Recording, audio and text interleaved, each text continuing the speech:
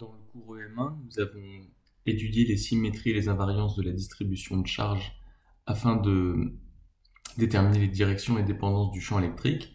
Et nous allons voir maintenant comment étudier les symétries et les invariances de la distribution de courant afin de prédire direction et dépendance de B. Donc nous rappelons ici les propriétés essentielles que nous avons vues pour le champ électrique. Les sources du champ électrique étaient les distributions de charge.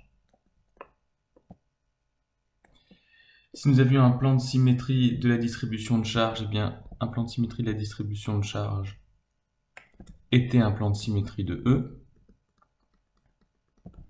Et si M appartenait au plan de symétrie de la distribution de charge, alors E de M appartenait à ce plan aussi. Un plan d'antisymétrie de la distribution de charge était un plan d'antisymétrie de E.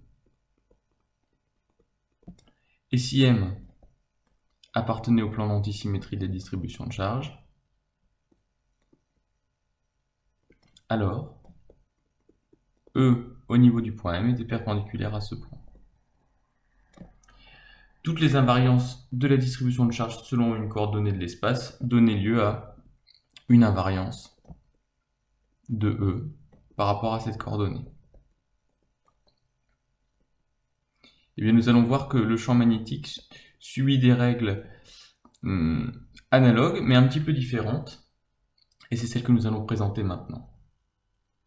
Alors, dans le cas du champ magnétique, la source du champ n'est plus la distribution de charge a priori, mais la distribution de courant. Alors, je rappelle que ce sont les fils parcourus par des courants, mais aussi les aimants, qui sont les sources du champ magnétique en régime statique. Alors, tout plan de symétrie de la distribution de courant, et c'est là qu'il va y avoir des différences avec ce qu'on a vu avec le champ électrique, va devenir un plan d'antisymétrie du champ magnétique B.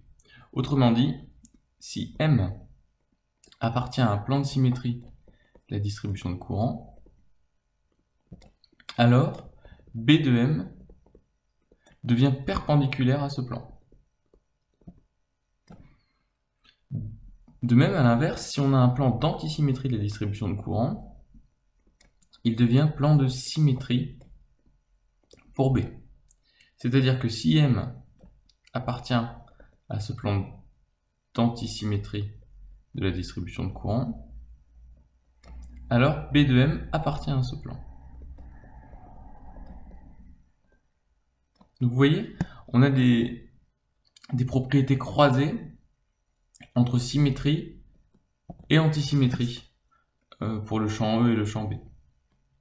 C'est-à-dire que E appartenait au plan de symétrie de la distribution de charge, alors que B est perpendiculaire au plan de symétrie de la distribution de courant. De même, E est perpendiculaire au plan d'antisymétrie de la distribution de charge, alors que B appartient au plan d'antisymétrie de la distribution de courant. Donc on a un croisement, ce qui fait qu'on dit que B est un pseudo-vecteur.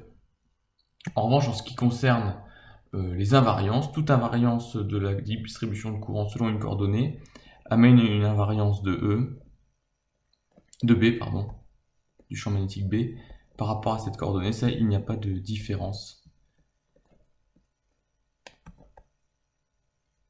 entre le champ E et le champ B sur les invariances. Alors on considère désormais on va mettre en application ces lois sur un fil infini parcouru par un courant I. On va appliquer ces règles pour le champ magnétique que nous venons de voir afin de déterminer direction et dépendance du champ magnétique. La technique générale est la même qu'avec le champ électrique. On commence par se définir un repère. Bon, ici on voit qu'on a un système qui possède un axe de révolution qui est l'axe du fil. Et donc on va se placer au niveau d'un point M sur une base cylindrique avec ER qui fuit l'axe, Eθ qui tourne autour de l'axe et EZ qui suit l'axe de révolution. Et eh bien, on vous demande à la question de déterminer un plan de symétrie de la distribution de courant. Alors si possible passant par M, puisque c'est de cela dont on arrivera le plus à tirer des conséquences. Donc ici on vous demande un plan de symétrie de la distribution de courant. Donc on appelle D courant la distribution de courant. Donc à la question 1, vous donnez un plan de symétrie de la distribution de courant. À la question 2, vous donnez un plan d'antisymétrie de la distribution de courant. On vous demande d'en déduire, à partir de ces deux questions, par quel vecteur est porté B. Et ensuite, on vous demande de faire les invariances pour déduire de quelles coordonnées dépend B. Alors je vous laisse chercher ça et on corrigera ça dans le prochain cours.